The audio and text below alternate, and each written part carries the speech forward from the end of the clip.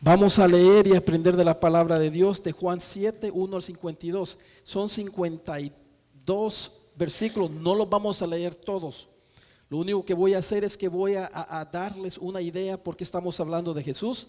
Porque en ese tiempo vamos a ver que las personas estaban preguntando quién es Jesús. Jesús ya les había hablado, ya les había dicho quién era Él, les había explicado cosas, pero ellos todavía no entendían. Y había una confusión de quién es Jesús. Entonces, por ejemplo, unos decían que Jesús, Él no era aceptado por sus hermanos. Mire lo que dice en el versículo 4 de Juan 7. Porque nadie hace de en secreto cuando procura ser conocido en público. Si haces estas cosas, muéstrate al mundo, porque ni aún sus hermanos creían en Él. Estos eran los hermanos de Cristo. Jesús también era odiado por otros. Mire lo que dice en el versículo 7. Esto es lo que el mundo pensaba. Las personas que estaban ahí lo habían visto. Esto es lo que él pensaban de Él. Jesús era odiado por otros. El versículo 7 dice: el mundo no puede odiarlos a vosotros, pero a mí me odia, porque yo doy testimonio de Dios, de Él. Jesús, el Hijo de Dios, bueno, odiado por personas. Jesús era visto también como bueno, Jesús, o como un mentiroso. Mire lo que dice el versículo 12. Y había mucha murmuración entre la gente acerca de Él, de Jesús. Unos decían: Jesús es bueno. Otros decían: no, al contrario, extravía a la gente, anda mintiendo y engañándolos.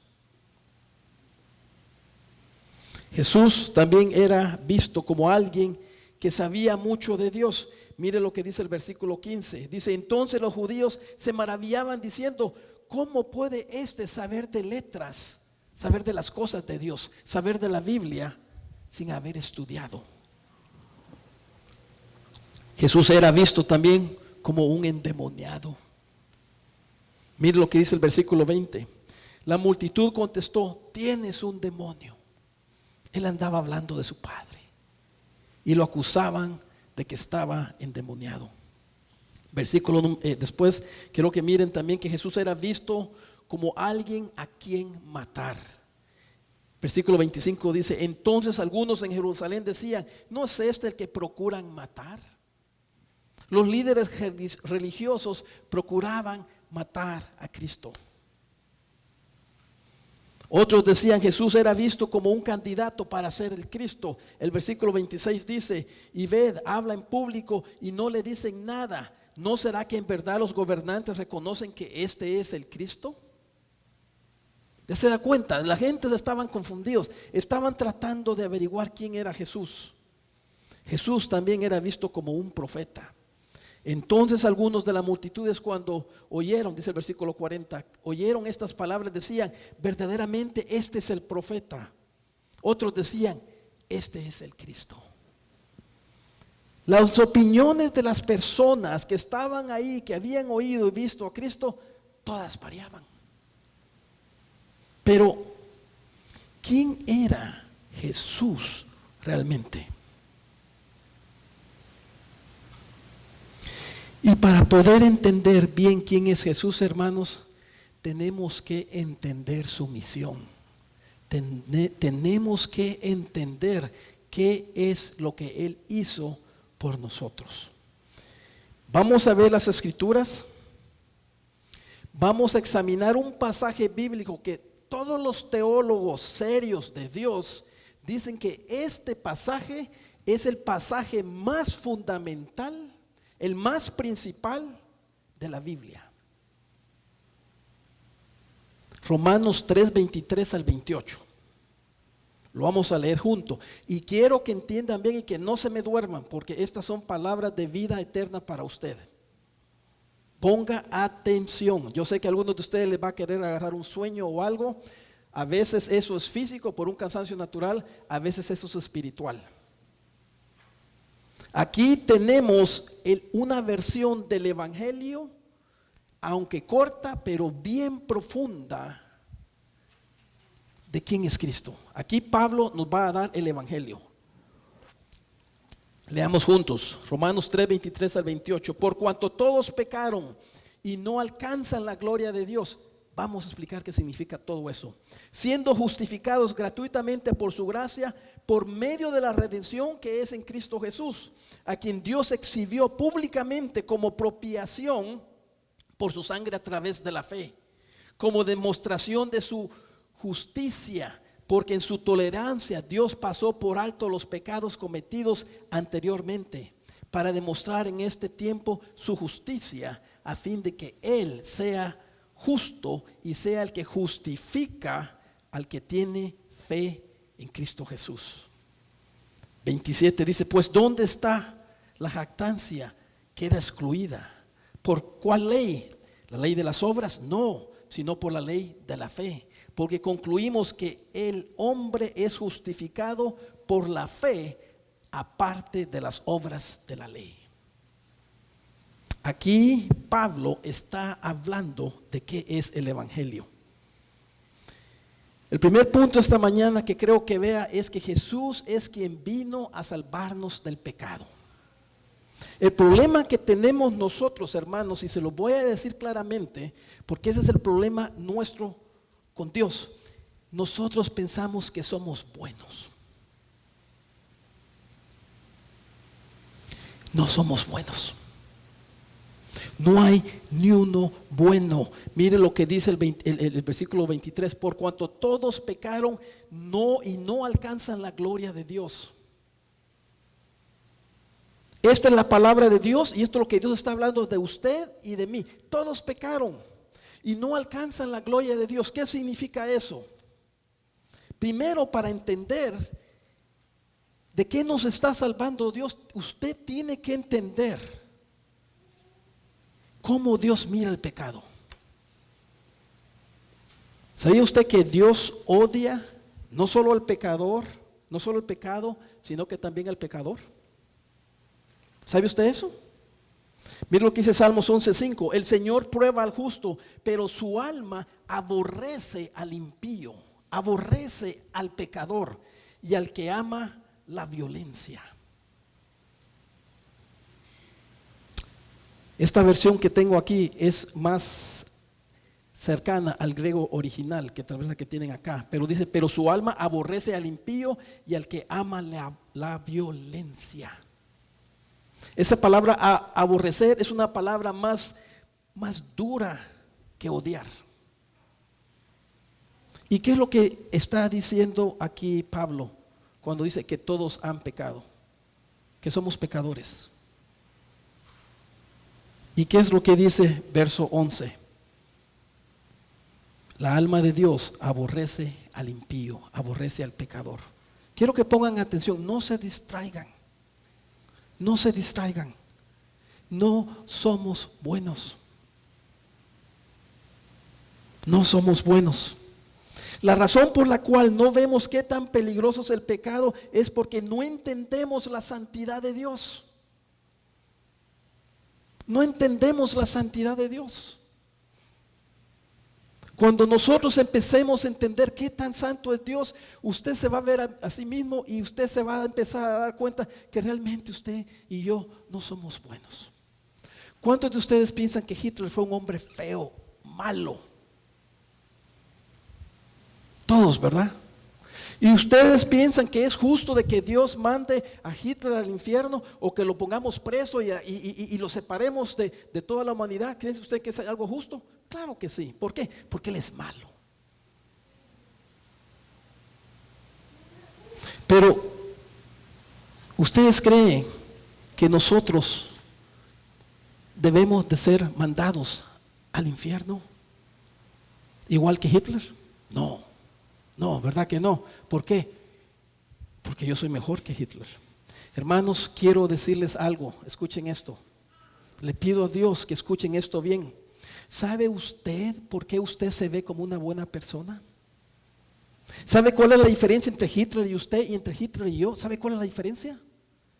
Que todos tenemos esa misma naturaleza pecadora. Todos lo tenemos. La única diferencia entre Hitler y yo es que con Hitler Dios quitó su mano de gracia. Dios quitó su Espíritu Santo, que es el que mantiene el pecado alejado de la humanidad, y lo dejó a Él que su naturaleza se expresara más. Ese mismo pecado que está en Hitler está en usted. Y la única razón que usted no ha hecho cosas tan grotescas y tan peligrosas como Hitler es porque la mano de Dios está protegiéndolo para que usted no haga eso. Esa es la verdad. No somos buenos por cuanto todos pecaron y no alcanzan la gloria de Dios. ¿Por qué Dios odia tanto el pecado? ¿Por qué? Mire lo que dice Isaías 59:2. Pero vuestras iniquidades, nuestros pecados, han hecho separación entre vosotros y vuestro Dios. Y vuestros pecados le han hecho esconder su rostro de vosotros para no escucharnos. La razón por la cual Dios odia el pecado es porque nos separa de Dios. Nos separa de Dios.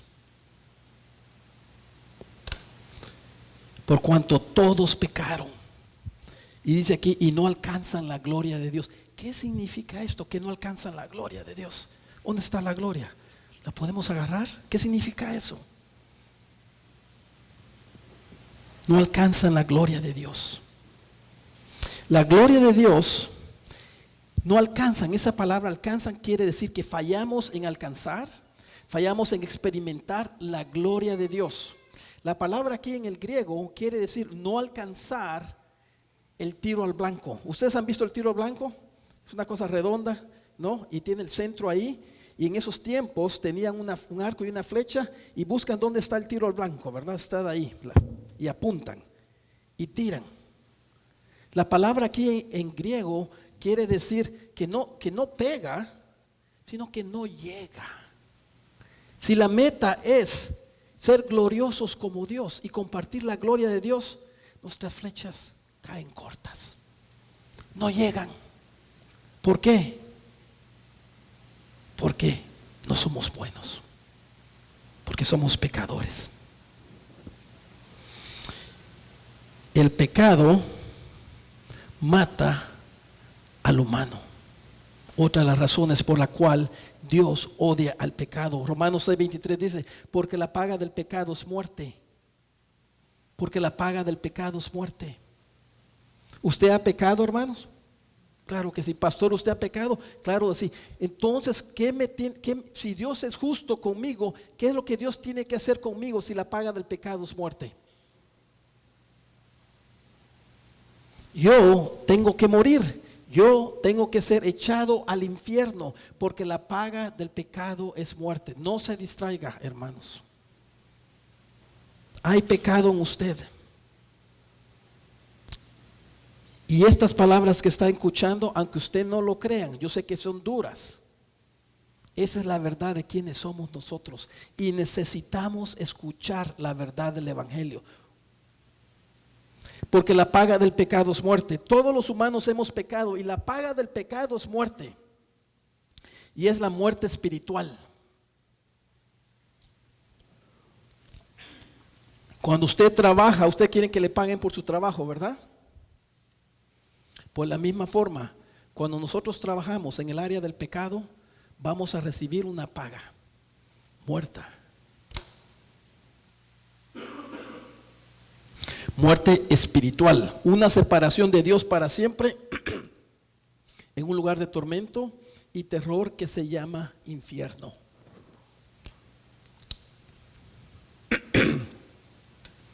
¿Cuántos de ustedes creen que el infierno existe?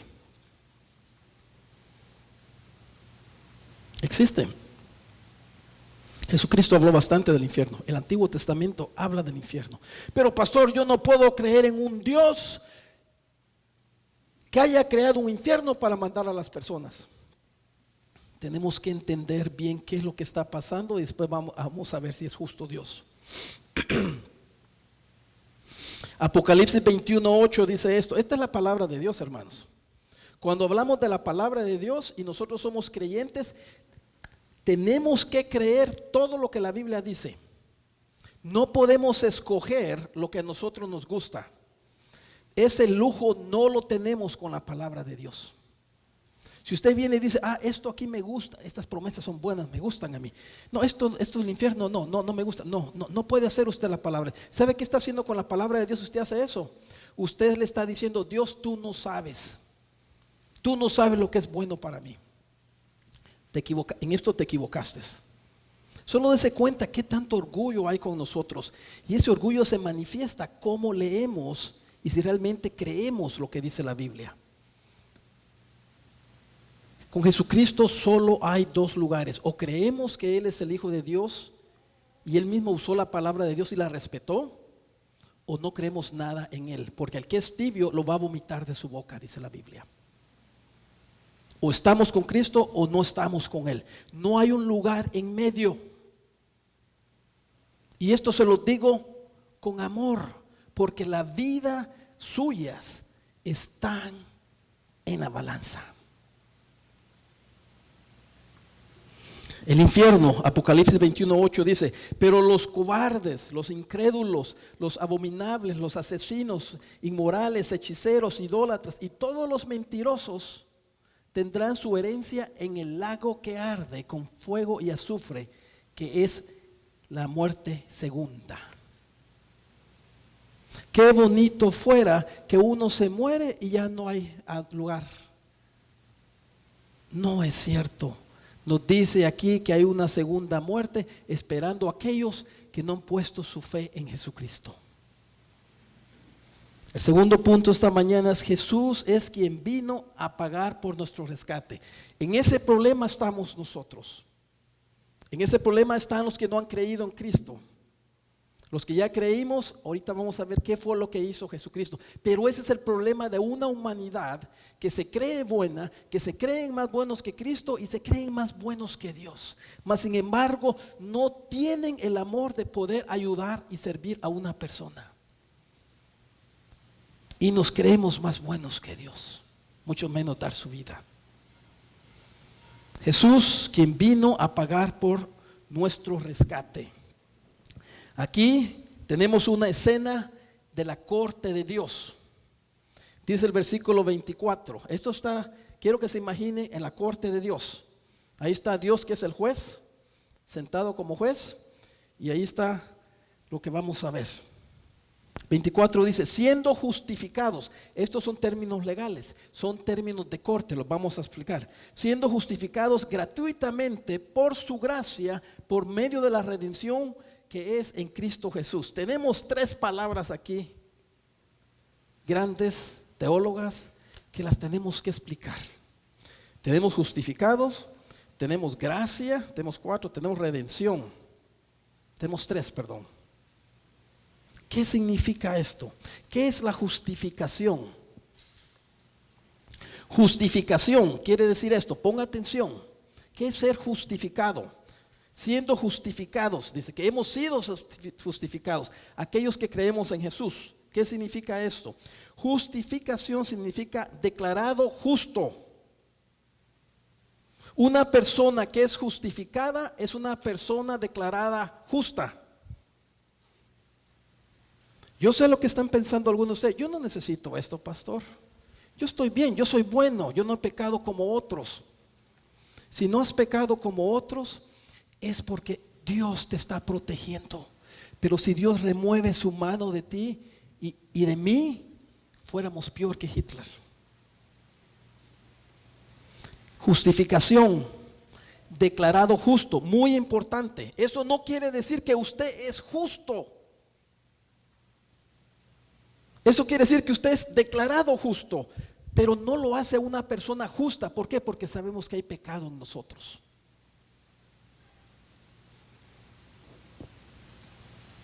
Somos culpables. Y el juez sabe que hemos fallado. El juez sabe que hemos pecado, pero declarados como justos por las acciones, y aquí está la clave, de otra persona. Todos hemos pecado. Y el que justifica es Dios. ¿Cómo fuimos justificados? ¿Cómo hizo Dios eso? Aquí dice gratuitamente. Esta palabra gratuitamente quiere decir que fuimos declarados justos gratis. Gratis. No tuvo que hacer nada usted, no tuve que hacer nada yo, ninguna obra para que Dios me declarara justo.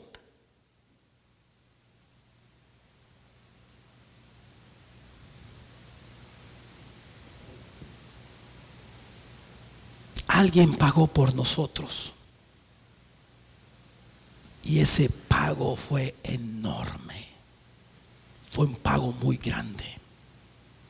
Tenemos aquí la palabra gracia. Siendo justificados gratuitamente, fuimos declarados justos, sabiendo que somos culpables. El juez sabe que somos culpables y fue un acto gratis.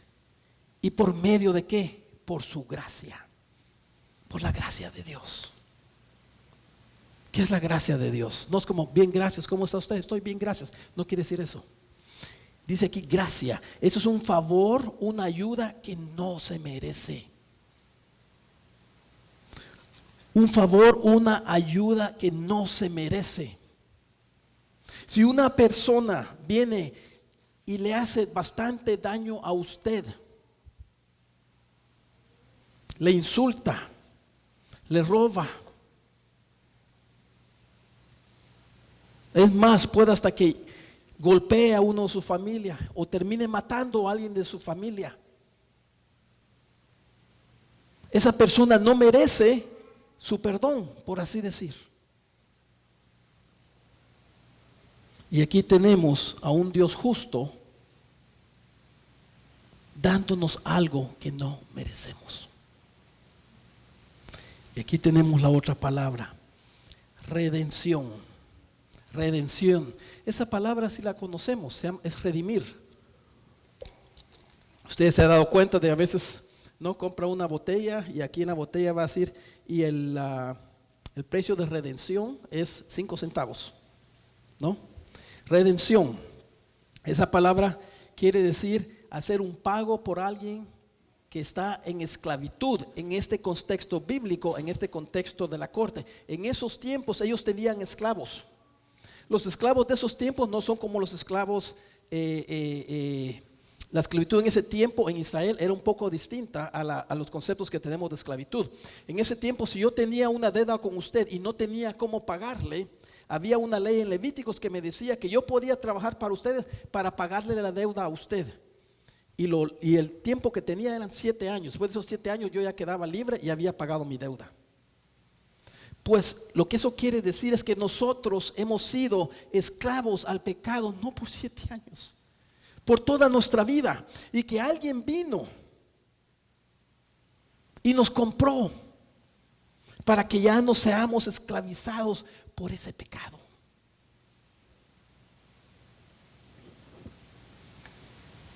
Déjenme darles un ejemplo de esto. Estamos en la corte de Dios. Pero antes de llegar a la corte pasó un crimen, pasó algo muy grande.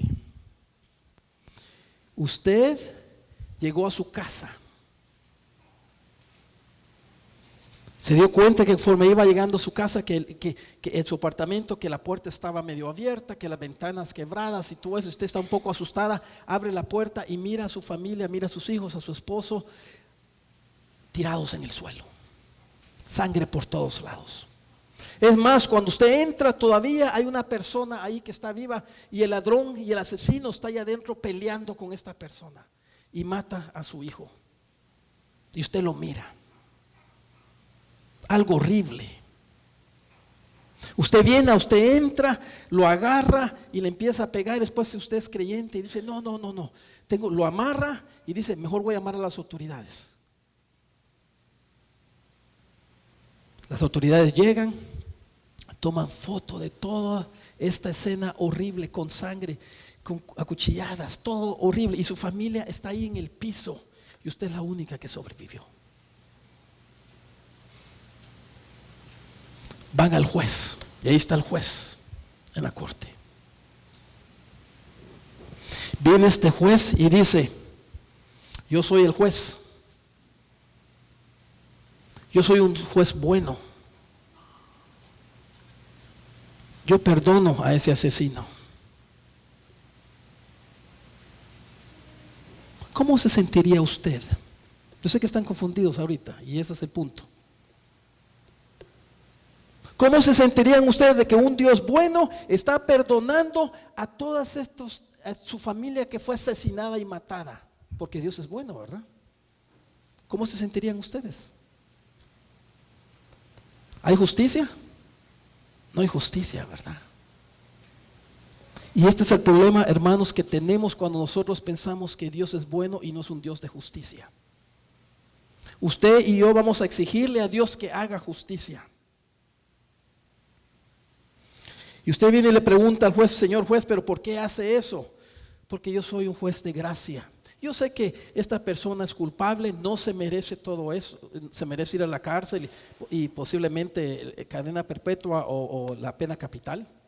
Pero yo soy un Dios de gracia, así que le voy a dar algo que no se merece.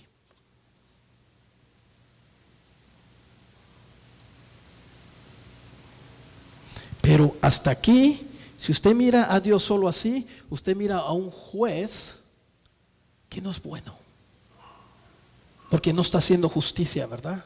Usted mira a un Dios, a un juez malvado.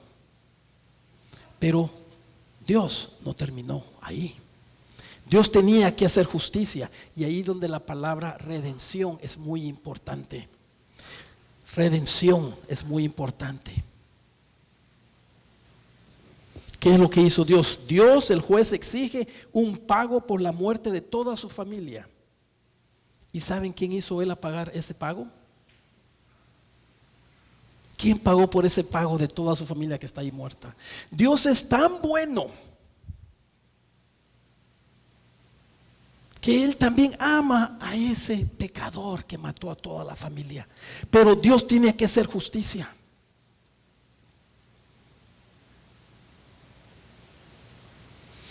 Y el que hizo ese pago fue su Hijo Jesucristo. Dios es tan bueno y tan amoroso que Él tiene que ser justo. Y escuche bien, si Dios no es justo, Dios no es amoroso. Dios no puede ignorar el pecado. Por esa misma razón de que usted estaría enojado con el juez, ¿verdad? Que ignoró el pecado. Para que Dios sea amoroso tiene que ser justo. Y Él tenía que hacer justicia. Y Él es tan bueno que puso todo el peso del pecado en su Hijo Jesucristo. ¿Usted ve lo que hizo Dios y lo que hizo Cristo? ¿Lo está viendo? Eso es ser bueno. Tenía que hacer justicia y no la hizo con nosotros, los que creemos en Él. La hizo en su Hijo Jesús. Pero para entender esto, hermanos, usted tiene que entender que Jesucristo, cuando la Biblia dice porque todos pecaron, Jesucristo no había pecado.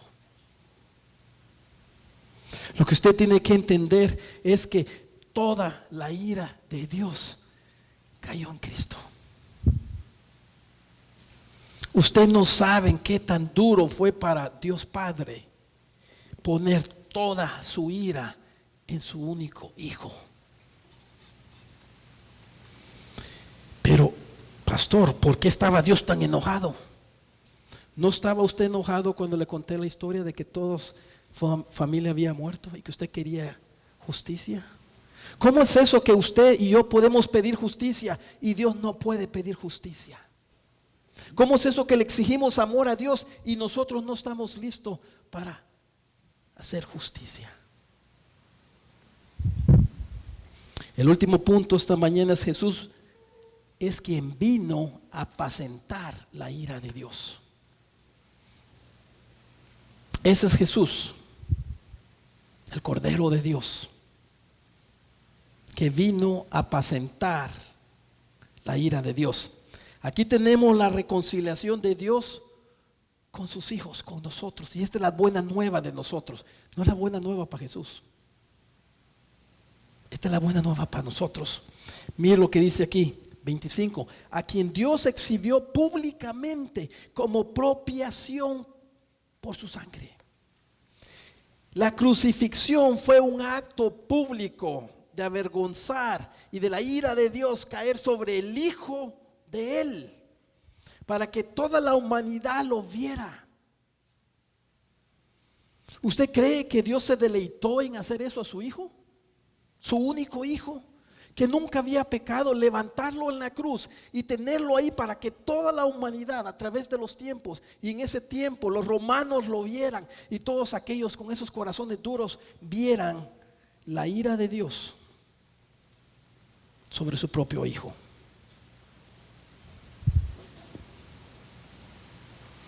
Esta palabra, propiación, quiere decir apacentar la ira de una persona ofendida. Cuando usted abrió la puerta de su apartamento, de su hogar, y vio toda su familia ahí, usted tenía que ser apacentado. Usted se llenó de ira, y justamente. Y esto es lo que Dios estaba viendo. ¿Quién es el que está ofendido? Mire lo que dice Romanos 2:5. Romanos 2:5 dice lo siguiente: mas por causa de tu terquedad y de tu corazón no arrepentido, estás acumulando ira para ti en el día de la ira y de la revelación del justo juicio de Dios. El ofendido es Dios. Y por eso la ira de Dios, el enojo de Dios está encendido contra los pecadores. Y dice que las personas que no se arrepienten, al escuchar este mensaje que estamos hablando ahorita, que el resto de la ira de Dios queda reservado para ellos en el justo juicio de Dios al día final. Dios está lanzando un gran mensaje. Esta palabra exhibió quiere decir como poner rótulos por todos lados y decirle a la humanidad: arrepiéntanse, arrepiéntanse, porque miren lo que yo he hecho a mis hijos, a mi hijo, para salvarlos a ustedes. Y si mi mano no fue parada para hacer eso a mi propio hijo, no hay nada que me va a detener para hacerlo a ustedes si no se arrepienten.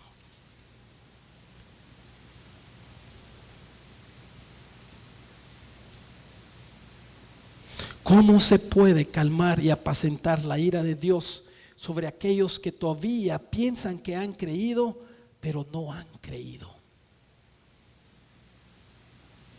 Esa ira de Dios permanece sobre aquellos que piensan que han creído, pero todavía no han creído. ¿Cómo puede pasar eso? Dice aquí, sigamos leyendo: en Cristo Jesús, a quien Dios exhibió públicamente como expiación por su sangre a través de la fe, como demostración de su justicia. En Cristo Jesús, a quien Dios exhibió públicamente como propiación. Es Jesús el que nos redimió. Él es el que ya ha pagado. Él dijo: Padre, yo los amo a ellos, no los castigues a ellos, que tu ira no caiga sobre ellos. Miren el amor de Jesús. Nuestro hermano mayor lo llama la Biblia. Nuestro Dios también dice la Biblia. Nuestro Señor y Salvador. Tiene un montón de títulos Él. Pon tu ira sobre mí, pero yo no quiero que los que crean en mí sufran tu ira.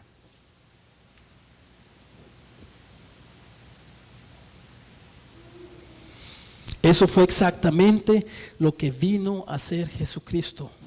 Y aquí dice expropiación por su sangre. Expropiación por su sangre, que Él pagó. No que estaba pagando con litros de sangre. Aquí está 5 litros y ya paga por todo. No, cuando su sangre fue derramada está hablando de su muerte. Una persona que ya la sangre de la vida, dice la Biblia en Levíticos, que la vida de la persona o la del animal está en la sangre. Ya cuando esa persona no tiene sangre, esa persona está muerta. Se mueren, que se desangró. Aquí lo que está diciendo es que Jesucristo, cuando murió, con su muerte, Él pagó a Dios, porque se tenía que hacer justicia. Y fue Cristo que murió y pagó por usted y yo, si creemos en Él, por su sangre.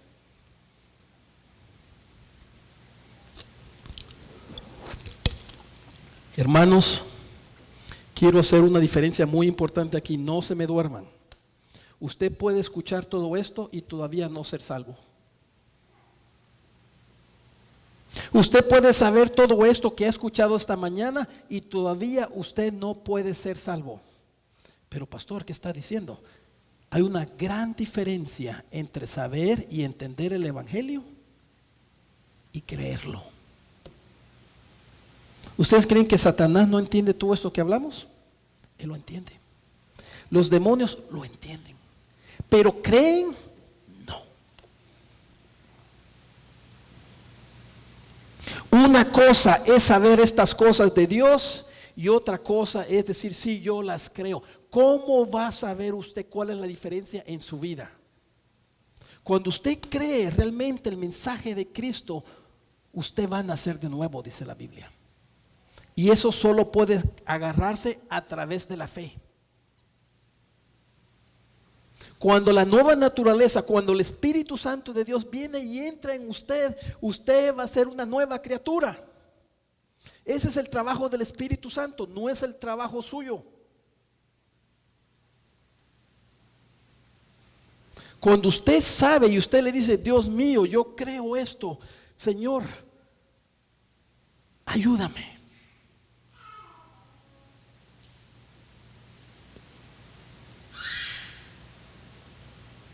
Usted va a saber cuando usted es nacido de nuevo. Podemos ver cómo una persona ha nacido de nuevo. No tenemos una maquinita para decir nacido nuevo, no nacido nuevo, nacido nuevo, no nacido nuevo. No tenemos eso, pero tenemos la Biblia. Y la Biblia dice que una persona con la naturaleza nueva va a dar frutos.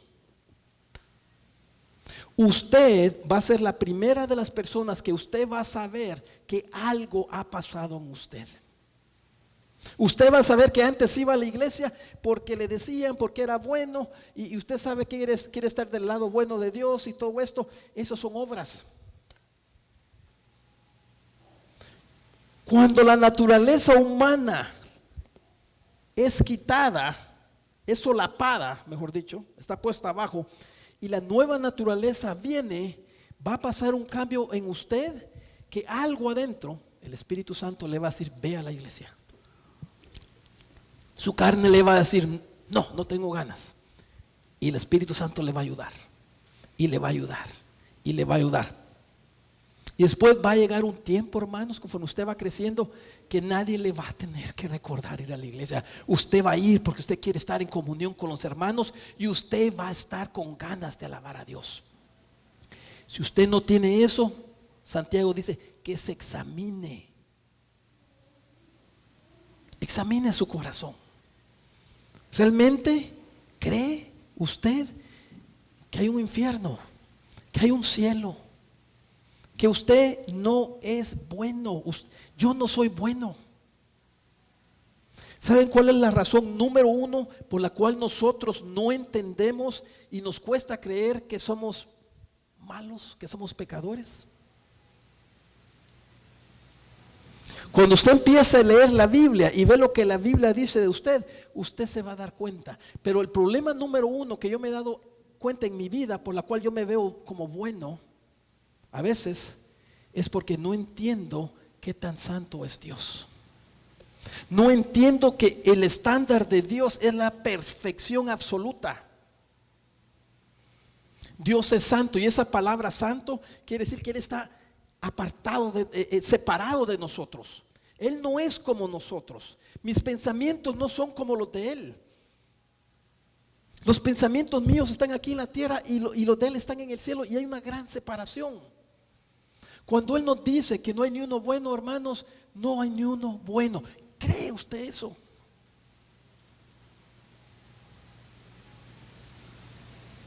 ¿Cuántos de ustedes darían la vida de un hijo suyo por una persona que es enemigo suyo? Dios lo hizo, Él es bueno. Solo Él es bueno.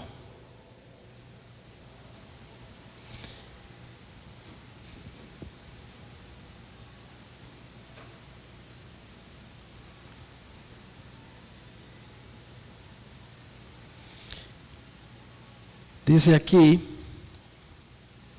para demostrar en este tiempo su justicia. ¿En cuál tiempo? En el tiempo cuando Jesucristo fue crucificado y de ahí en adelante. A fin de que Él sea justo y sea el que justifica al que tiene fe en Jesús. La única forma que podemos ser declarados buenos, justos, es nada más si creemos que Jesucristo murió. Cuando Jesucristo estaba en la cruz, toda esa vida justa que Él vivió, nos las dio a nosotros, a los que creemos. Porque las pocas obras buenas que yo he hecho, dice la Biblia, que son como un trapo sucio, inmundo para Dios. No hay nada, toda la motivación mía y de cualquier persona que no conoce a Cristo, cree que conoce a Cristo, cree que sigue a Cristo, aunque usted piense que son obras buenas, no son buenas. ¿Por qué? Porque están diseñadas para que me miren a mí y no vean a Dios.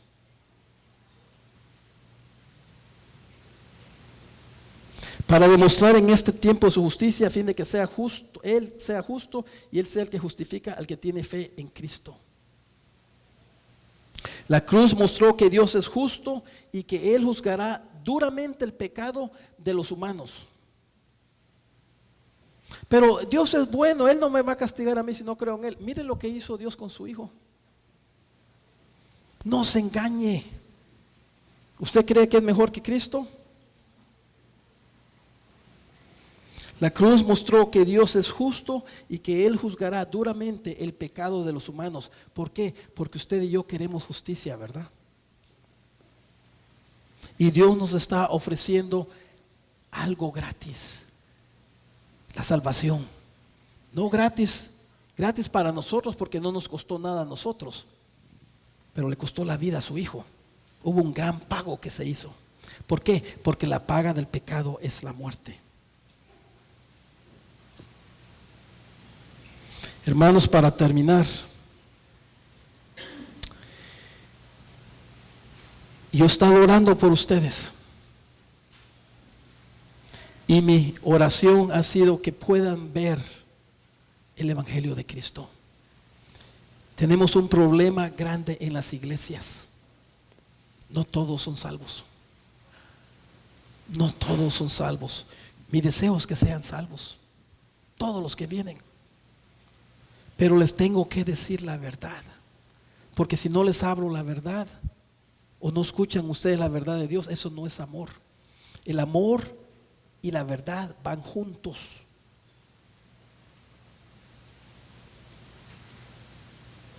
Ese es el problema que tenemos en todas las iglesias, en todo el mundo, que se está enseñando un evangelio solo de amor y sin la ira de Dios. Y ese no es el evangelio, ese es otro evangelio. Y tenemos que escuchar esto. Otra cosa, eso de hacer una oración que yo les he enseñado a ustedes, que si oran esta oración ustedes ya nacieron de nuevo. Hermanos, yo he estado mal en eso. Usted tiene que hacer una decisión personal entre usted y Dios, solito ustedes dos, y decirle: Dios, yo sí creo, ayúdame. O decir: Dios, quiero creer, pero me cuesta. También lo puede ser para que Dios le dé fe y empiece a leer la Biblia y empiece a escuchar la palabra de Dios, empiece a buscarlo. O puede decir: Dios, yo no creo nada de esto, así que mejor ni vengo a la iglesia. Y si eso va a ser mejor para usted que estar viniendo a la iglesia y pensar que ha nacido de nuevo, le voy a decir por qué. Entre más escucha usted la verdad de Dios, más juzgar de Dios está agarrando para el día cuando sea juzgado. ¿Cuántas veces no escuchaste el evangelio y no quisiste creer? Porque la verdad, la palabra de Dios tiene peso. y tiene autoridad. Y esta misma palabra que ustedes están escuchando ahorita, en el día al final va a estar juzgándolos a ustedes que no han creído. Estas palabras que están escuchando esta mañana, hermanos, son difíciles. Y por eso muchos se voltearon y dejaron a Cristo. Vimos hace 2 semanas. Esto Dios los trajo porque Dios quería que cada uno de ustedes, si ya creen, gloria a Dios, sigan adelante. Y los que todavía no han creído y están así, para que vean el amor de Cristo, pero también para que vean que va a haber un juicio final. Así que cuando lleguen allá no van a estar sorprendidos y no van a decir: el pastor no me dijo, o yo no lo leí en la Biblia.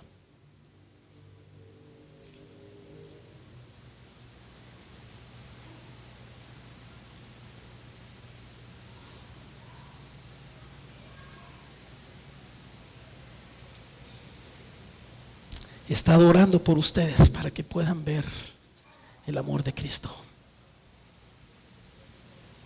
Nadie les ama más que Cristo. Pero tómenlo en serio. La muerte de Él fue preciosa. Oremos.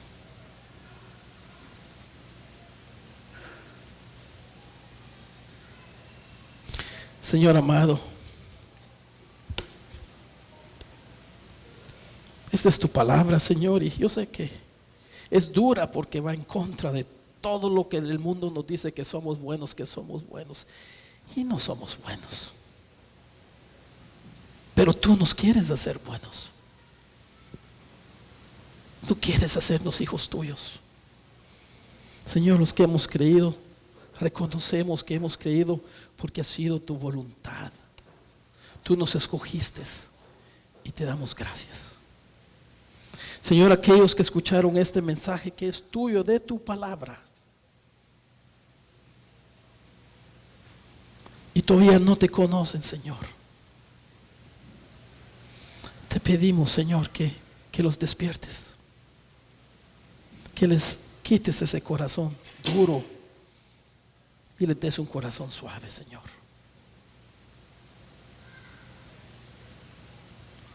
Señor, ayúdanos, danos fe. Queremos ver a Cristo, Señor, y lo que Él ha hecho.